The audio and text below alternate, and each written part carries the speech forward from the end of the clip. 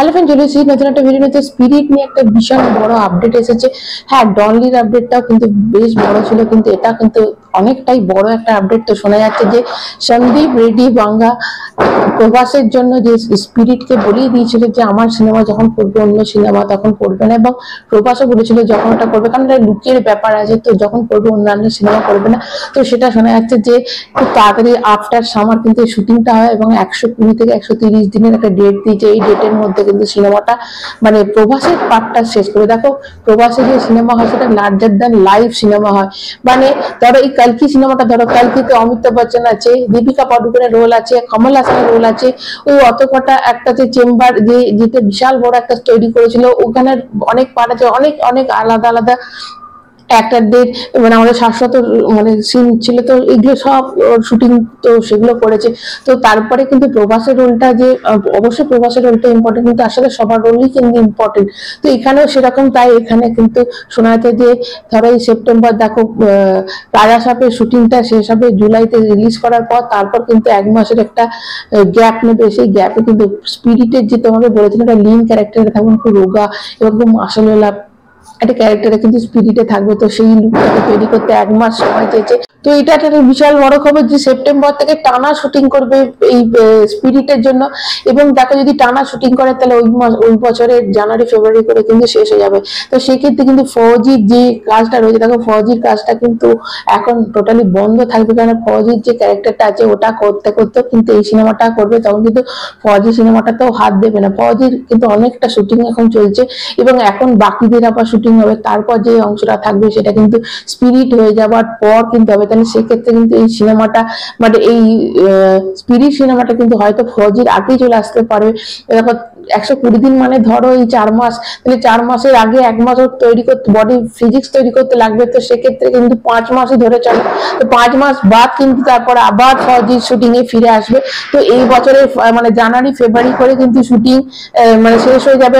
মানে নেক্সট আমি 2026 কথা বলছি, তারপর কিন্তু ফৌজির আবার শুটিং করবে। সেক্ষেত্রে স্পিরিটের কাজ যদি জানুয়ারি ফেব্রুয়ারি মাসে শেষ হয়ে যায়, তাহলে কিন্তু ডিসেম্বরে স্পিরিট আসলেও আসতে পারে, বা ফৌজির যদি শেষ হয়ে যায় তাহলে ফৌজি কিন্তু শেষে 2026 শেষে আসবে, এবং তারপর স্পিরিটের কাজ কিন্তু আর একটু যদি কিছু বাকি থেকে থাকে সেটা করে মিড অফ 2027 কিন্তু চলে যাবে এই সিনেমাটা। 2026 ফৌজি কিংবা স্পিরিট যে কোনো একটা আসবে। এবার লাইনটা পুরো লাইন আপটা ক্লিয়ার হয়ে যাচ্ছে।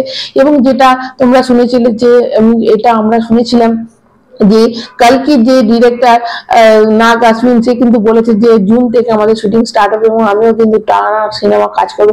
দেখো, তোমরা নিশ্চয়ই জানো এখানে 7 চেম্বার আছে, মানে একটা বড় ইউনিট। এখানে কমল হাসান আছে, অমিতাভ বচ্চন থাকবে।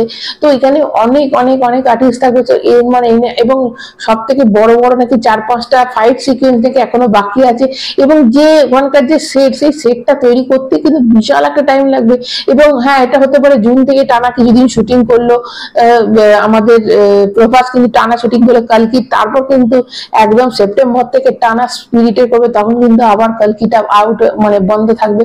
এবং কালকি এটা করে দেওয়ার পর কিন্তু কালকি এবং ফৌজি কিন্তু সমান তালে চলতে থাকবে। ফৌজি যখনই ফাঁকা পাবে এইসব সিনেমা থেকে তখন গিয়ে ফৌজি শুটিংটা করে নেবে, কারণ ফৌজির থেকেও কিন্তু স্পিরিট, অবশ্যই ফৌজি একটা খুব ইম্পর্টেন্ট সিনেমা, কিন্তু ফৌজিতে আরো অনেকে, মিঠুন চক্রবর্তী আছে, অনুপম খের আছে, এবং আরো প্রচুর আর্টিস্ট আছে। তো তাদের আস্তে আস্তে আরো বেরোবে। হিটলারের আছে এখানে, মানে একটা যুদ্ধ দেখাবে। তো এখানে শুধুমাত্র শুধু প্রভাসকে না, একটা বড় একটা জিনিস দেখাবে, একটা বড় একটা ওয়ার্ল্ড তৈরি করা হচ্ছে। তো সেইটা অনেক ক্যারেক্টার আছে, তো সেইগুলো শুটিং এখন হবে। আবার যখন ফৌজিতে আবার যখন হয়তো প্রভাসের যখন কাজ করবে, তখন প্রভাস আবার ওখান থেকে যাবে। তো প্রথমে কিন্তু এখন একদম 130-40 দিন একদম টানা কিন্তু শুটিং করবে সেপ্টেম্বর থেকে, আফটার সামার, এবং 1 মাস গ্যাপ নেওয়ার পর 1 মাস ফিজিক তৈরি করার পর কিন্তু তোমরা ধরেই রাখো যে অগস্টে শেষ কিংবা সেপ্টেম্বরের ফার্স্ট থেকে কিন্তু স্টার্ট হয়ে যাবে স্পিরিটের শুটিং। এবং ওটা ও বছরের 3-4 মাস, তো সেটা 5 মাসে ধরো ও বছরের সেপ্টেম্বর, অক্টোবর, নভেম্বর, ডিসেম্বর, জানুয়ারি, ফেব্রুয়ারি অব্দি যদি হয়ে যায়, তাহলে কিন্তু পোস্ট প্রসেসনের কাজ যা কিছু করার পর 2026-এর লাস্টে কিন্তু স্পিরিট চলে আসতে পারে না। তো ফৌজি আসবে, আর স্পিরিট তার পরের বছর আসবে। তো এখন লম্বা টাইম আপ আছে, এবং এর মাঝে কিন্তু কালকিটা করার পর তারপর কিন্তু কালকি যাবে। তো এরকম একটা কিন্তু শিডিউল তৈরি হয়ে গেছে প্রভাসের। প্রভাসের এখন কিন্তু লম্বা লাইন আপ আছে, এবং প্রভাস কিন্তু এরকম সিনেমা করতে, লম্বা টানা অভিনয় করতে অভ্যস্ত আছে। সেটা তোমরা কালকি বলো, সেটা তোমরা প্রভাসের এই যে বাহুবলী 2, সালার বলে, এগুলোতে টানা কিন্তু ওকে টাইম দেওয়া আছে। যেমন ওয়ার 2 তেও কিন্তু এই ঋত্বিক রোশন এবং এনটিআর কে কিন্তু 100 দিনে দুজনকে টাইম দেওয়া হয়েছিল। তো এগুলো কিন্তু ইন্ডাস্ট্রিতে চলে যে টানা একটা দিয়ে দেওয়া, ওরা টানা শুটিং করে নেয়। তো এই ক্ষেত্রে কিন্তু এটাই হবে, এবং প্রভাসের এটা অভ্যেস আছে, প্রভাস এটা করতে পারে। তো এটাই হচ্ছে ব্যাপার। তো নেক্সট ইয়ার কিন্তু অবশ্যই স্পিরিট বা ফৌজির মধ্যে যে কোনো একটা সিন, যতটা সম্ভব কিন্তু স্পিরিটটাও আসতে পারে এবং ফৌজিরও শুটিং হয়ে যাবে। দেখা যাক কোনটা আগে আসে। তো আপাতত এইটুকুই। তোমরা কারা কারা এক্সাইটেড অবশ্যই কমেন্ট করে কিন্তু জানাবে। যারা নতুন তারা চ্যানেলটা সাবস্ক্রাইব করবে, একটা লাইক কিন্তু অবশ্যই দেবে। এখন মতো টাটা।